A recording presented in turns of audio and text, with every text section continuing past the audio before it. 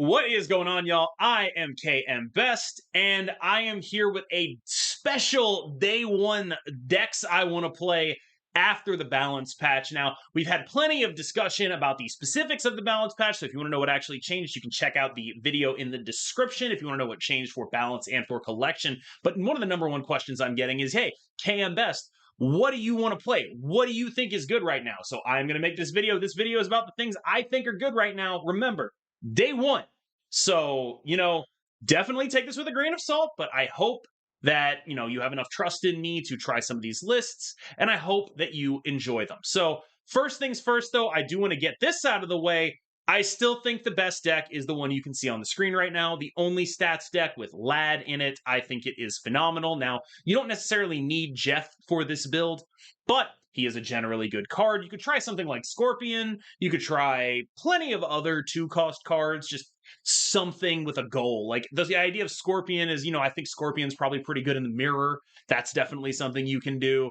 If you want to do just play Jeff because he's generically strong, totally fine. I think that this is the kind of deck that will remain powerful. I think probably this list is the best version of it. But again, if you are operating on a budget, you can't afford Jeff, you can't afford Iron Lad, you can play with or without one of them, I would say. If you are playing with Jeff, take this list, put Scorpion in for Jeff. If you are playing without Iron Lad, then you take this list and you just run with it. You do need either Jeff or Iron Lad for this list, though. I do think that the additional power you can acquire, you can do it like this. Now, if you don't have either of them, you can still play this deck. You're just going to be seeing a little bit more of a downgrade in power. For example, it's not my favorite thing in the world, but you can play Nightcrawler instead of Jeff, get that extra miles synergy. Again, not my favorite thing in the world, but the downgrade is not that severe. That's the key thing to understand about Jeff, is that a lot of the time there is going to be another option. He's just usually going to be the best one. Now, one card that is consistent in both of these lists is Nebula, and she's actually the card I'm least certain about in this context, because Nebula has been showing up a lot in the context of, hey, we're playing a lot of Nebula. It's free. But now Kitty Pryde is back.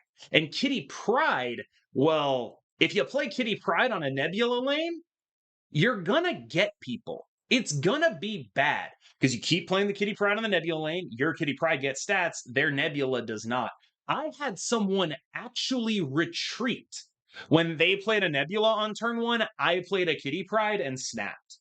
Like, this is a dangerous interaction. Not that I'm saying that's a correct thing to do for them to retreat, but it's just like, oh man, that's really hard to deal with when you're actually relying on the Nebula. So definitely a spot to keep an eye on in this list for sure. One additional version of the Darkhawk Zabu Iron Lad package eschews Black Bolt and Stature in favor of playing Wave in order to farm all the Kitty gamers out there. Now, a lot of people are going to be playing Bounce decks with Kitty Pryde, Moon Girl She-Hulk decks with Kitty Pryde.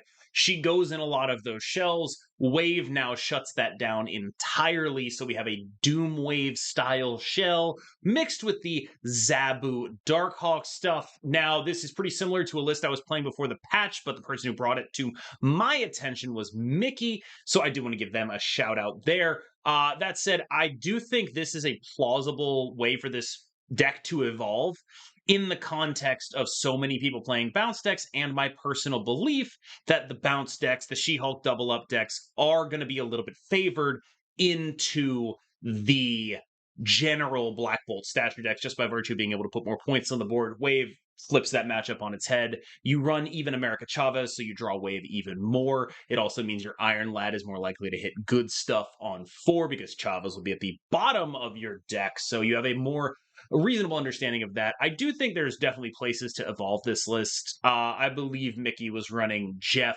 instead of Scorpion. I opted for Scorpion again because I want to hammer this matchup. There's so many people playing Kitty decks, bounce decks. Scorpion's pretty damn good there.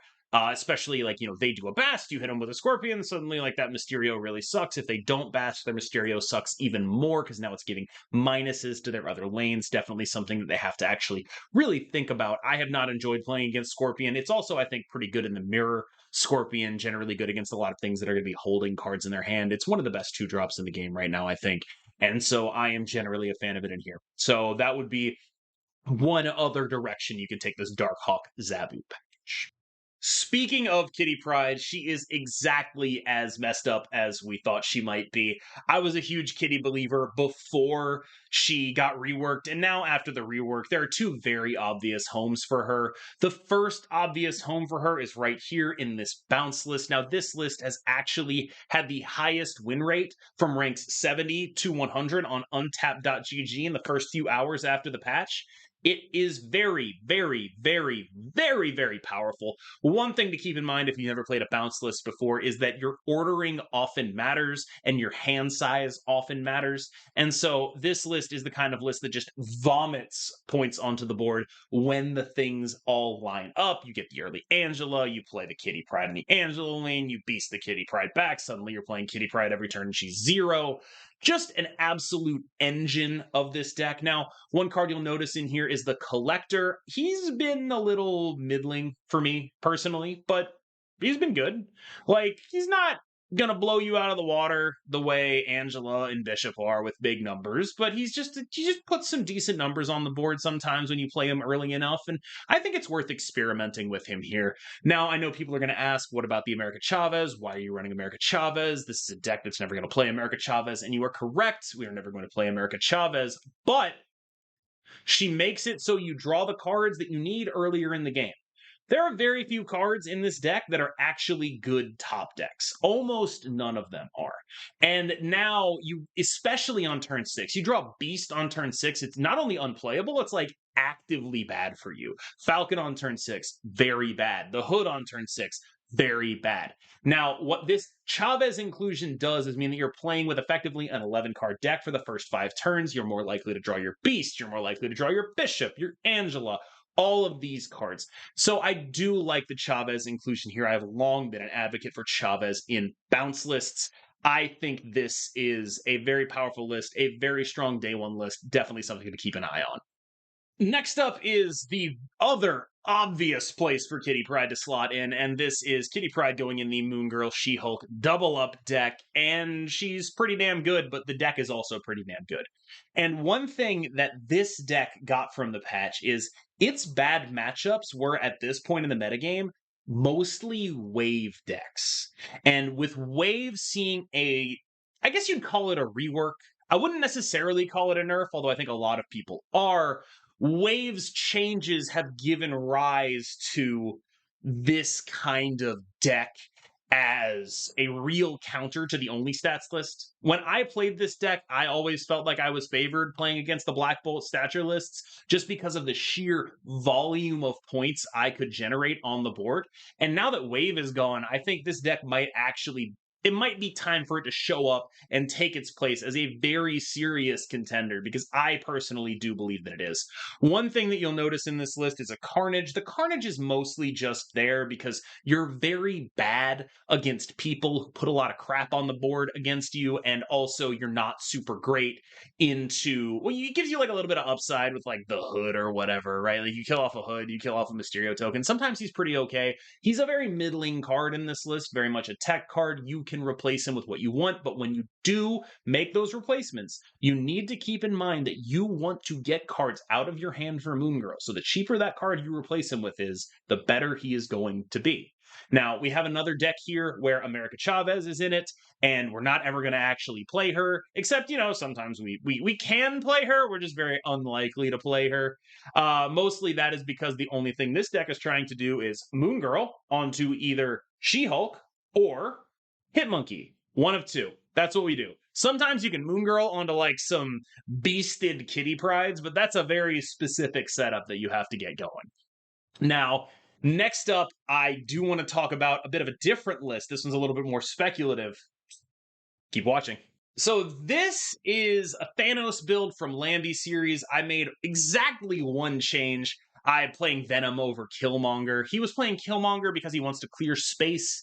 I would like to be a little bit more selective with my space clearing, so I have the Venom in there. I understand the logic of, you want to clear space so your Doctor Doom can always do things, but I generally want to use the stones to get ahead. I would also be interested in maybe trying a Khazar in that spot, leaning further into using your stones, utilizing them for power. A couple cards in here that I don't particularly love. Arrow is extremely whatever here. She isn't doing a ton. Leech is pretty powerful in the right matchups, but I don't know how common those matchups actually are, especially now that Wave is actually a significant check to those Explode on turn 6 Sarah style decks, because now Sarah does not work through Wave. Wave has the final word. So I'm not super sure exactly on those two cards. The rest of the list seems logical to me. One place I would like to investigate with Thanos, though, would be I want to see if there's like a straight up just make your death cost 0 version of Thanos. I'm interested in figuring that out. But for now, I think if you wanted to play Thanos, this would be where you would start. Finally, I think this list is still amazing. I think this list is still ridiculously good. If you've watched this channel, that I've been a big believer in this list, because like it's my list. This is my list that I made and I posted and went and won tournaments and top eighted some more. So I'm obviously a little bit biased, but it's really damn strong. I don't know if this is the final form. It's the form I have it in right now. But the general conception of this list is so, so, so, so powerful and so, so, so, so unique and fun. And I am super, super interested in the future of Patriot, because obviously this list has some real struggles with Super Scroll. And so a smaller Patriot list with Super Scroll in it might actually be better in the mirror. But if that list can't keep up with the other decks, it's a really, really interesting spot. It's super, super interesting.